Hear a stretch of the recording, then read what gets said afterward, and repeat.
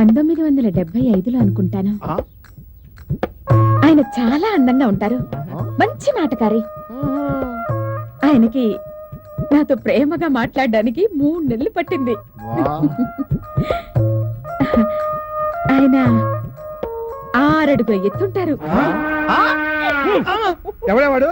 అదే ఆయనేనండి, మన పెళ్లికి కూడా వచ్చి హాట్ క్యారెస్ ప్రెజెంట్ చేశారు కదా, ఆయనే. వాడా ఆ జిడ్డు మోహన్ గారు? ఆ రోజు కన్నీళ్ళు కూడా పెట్టుకున్నాడు. ఏమండి, నన్నేమైనా అనొచ్చు కానీ ఆయన మాత్రం అనకండి. నాకు చాలా భయం వేస్తుంది. ఈసారి కనపడితే వాడిని మొత్తం చూస్తాను. ఇంకా నీ కూర్చున్నానంటే ఎంత ద్రోహి అని అర్థమవుతుంది. తీసేస్తున్నాను. సునీల్, ఏయ్, చెప్పరా? అబద్ధం చెప్పకూడదు. నేను ఒకసారి రైల్లో ప్రయాణం చేస్తున్నప్పుడు ఒక అందమైన అమ్మాయి రైల్లో సర్టిఫికెట్లు మర్చిపోయి దిగి వెళ్ళిపోయింది. ఆ సర్టిఫికెట్లు నేను చూసి ఆ అమ్మాయి అడ్రస్ కి పోస్ట్ చేశాను. తిరిగి ఆ అమ్మాయి థ్యాంక్స్ చెప్తూ నాకు లెటర్స్ రాసింది. నేను కూడా ఆ అమ్మాయికి థ్యాంక్స్ చెప్తూ లెటర్లు రాశాను. ఇలా మా ఇద్దరి మధ్యన కొంతకాలం థ్యాంక్స్ ఉత్తరాలు నడిచాయి. తర్వాత అది ప్రేమగా మారి ఆ అమ్మాయి నన్ను చూడటానికి మా ఊరు వస్తుందని తెలిసి నేను రైల్వే స్టేషన్ కి పరిగెత్తుకుంటూ వెళ్ళాను. ఆ అమ్మాయి రైల్లో వచ్చింది, కిందకి దిగింది.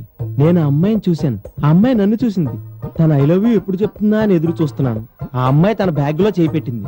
సరే చెప్పలేక లెటర్ ఇస్తుంది కదా అని వెయిట్ చేస్తున్నాను.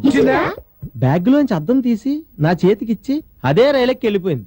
నాకు ఎప్పటికే అర్థం కావట్లేదు అసలు ఆ అమ్మాయి నాకు ఎందుకు అర్థం ఇచ్చి వెళ్ళిపోయిందో. బుర్రలో ఇంత మట్టి ఉంటే నీకు ఎలా అర్థమవుతుందిరా? ప్రేమించే ముందు నీ మొహం ఒకసారి అద్దంలో చూసుకోరా అని చెప్పి అర్థం ఇచ్చి వెళ్ళిపోయింది. పంతులు గారు, అయ్యా, పంచాంగం చూసి ఈ రోజు మన దినఫలం ఎలా ఉందో చెప్పండి. ఓ దానికేం భాగ్యం బాబు, భేషుగ్గా చూస్తాను. అదిరిపోవాలి మరి. ఆయన చెప్తే అభివృద్ధి, నేను చెప్తే అభివృద్ధి. నీకు ఏండే బాబిరెడ్డి గారు, దినపరాలు చూపించుకుంటున్నారా? యా, నీకన్నా అభ్యంతరమా? నాకేం అభ్యంతరం బాబు, ఒకసారి సెల్ ఫోన్ ఇవ్వండి, మాట్లాడిచ్చా. వద్దులే, నువ్వు మాట్లాడితే ఎంగేజ్ సౌండ్ తప్ప ఏమవుతుంది ఇందులో? ఏమో నా దినపరం ఎలా ఉందో చూసుకుంటాను, ఒకసారి ఇవ్వండి. చూసుకో. మీరు మాత్రం మంచి ముహూర్తం నేర్చుకోండి. అలాగే. హలో హలో, ఏంటి పక్కూరు పోలీస్ స్టేషనా? అవును, ఎవరు మాట్లాడేది? మన పేరు బాబిరెడ్డి గారు. అవతరావిడా? ఎస్ఐ శివశంకర్ ని మాట్లాడుతున్నాను. ఆ శంకర్ అయితే అడుగు గొప్పరా. ఏట్రా ఈ మధ్య తెగరెచ్చిపోతామంట. ఎవరా నువ్వు మాట్లాడేది? చెప్పాను కదరా, మహాదేవపురం నుంచి బాబిరెడ్డి గారు అని. నువ్వేదో పెద్ద సిన్సియర్ అనుకుంటున్నావేమో. నువ్వు ఎవడెక్కడ పక్కన ఎస్ఐ ఏమో నాకు తెలుసులేరా. ఏదో కొట్ల గొప్ప నువ్వుని. బీట్ కానిస్టేబుల్ కింద కూడా పనికిరావు. నువ్వు ఎస్ఐ లేట్రా, పగిలిపోతారని. నీకు ఇదే నా లాస్ట్ వార్నింగ్. మా ఊరు నుంచి ఎవరు వచ్చినా సరే ఇమ్మీడియట్లీ గా పనిచేసి పంపించలేదనుకో, తిత్తి తీస్తా తుక్కునా కొడక. నువ్వెక్కడున్నావురా ఇప్పుడు? ఇప్పుడు అప్పుడు ఎప్పుడు మా ఊరు గుడి సెంటర్ లో ఉంటాను రా. ప్రస్తుతం జాతకం చెప్పించుకుంటున్నాను. దమ్ముంటే రారా, పేస్ట్ పేస్ట్ చూసుకుందాం.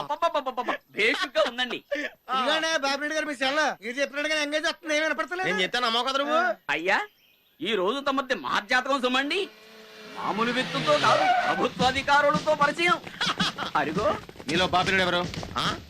ఎరా, మనం ఎంపీసీ ట్రై చేస్తున్నాం, మొత్తం నియోజకవర్గం అంతా చెప్పేసావా యాదవా అని? అబ్బాయి ఇప్పటి నుంచి బంధుపత్తులు ఎందుకులేండి, నెగినా కొద్దిగా అన్నమది కూడా మన ఇంటికాడ తింది కానీ.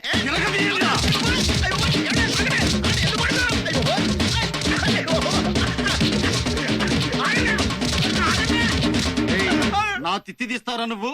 ప్రతి పోరంబోకు ఎదవకి పోలీసులు అంటే లోకు అయిపోయిందిరా. ప్రతిరోజు స్టేషన్ కు సంతకం పెట్టాళ్ళు. రాలేదనుకో ఎన్కౌంటర్ లో లేపేస్తా. బీ కేర్ఫుల్, జాగ్రత్త. పదండి.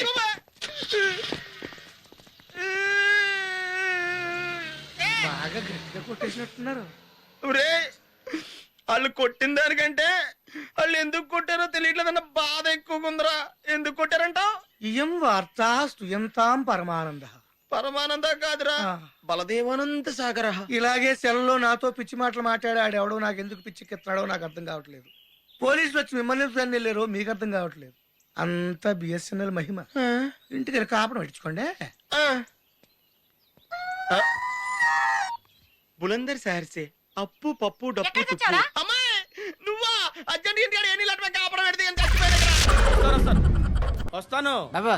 చేద్దాం. నాలాంటి గతి మీకు పట్టకుండా దేవుడు సలహా చూస్తాడు. ధర్మం చేయండి బాబు. అలాగే చేద్దాం, దానికే ఉంది.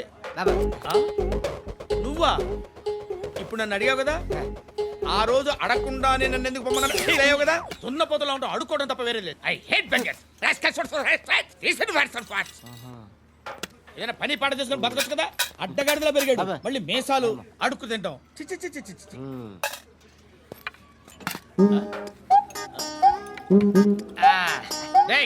ఏంట్రా ఏంటా పొగరు నా పక్కన వచ్చి కూర్చున్నావు? ఇప్పుడు నేను ముష్టివాణి కాదు, డ్యూటీ దిగాను. ఐఎమ్ కస్టమర్ తీసుకోవట్లేను చల్ల ఏదో మనకెందుకైనా టీ చెప్పరా ఓ హాలీ చెప్పరా ఏంటి అలా లుక్ ఇచ్చావు నీలాంటి అడ్డం వాళ్ళ దగ్గర అడుకుంటాను కానీ అడ్డమైన తిండి తిన్ను హెల్త్ కేర్ చాలా తీసుకుంటాను నేను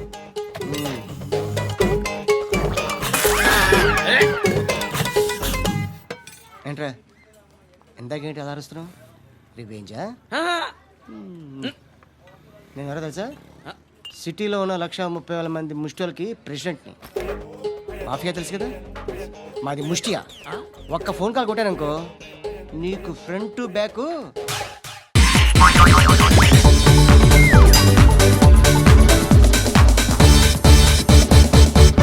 ఇప్పుడు బోర్డుని ఇక్కడే తగలబెట్టాలా లేకపోతే ఇండియా తీసుకెళ్ళాలా ఎనకండి హ్యాపీగా తెచ్చిపోయారు ఊరుకోరా ఏం మాటలురా రే నువ్వు చాలా మ్యాజిక్ చేస్తావు కదా ఏదో ఒక మ్యాజిక్ చేసి మీ పాపాని బ్రతికించరా ప్లీజ్ రా మమ్మీ ప్లీజ్ రా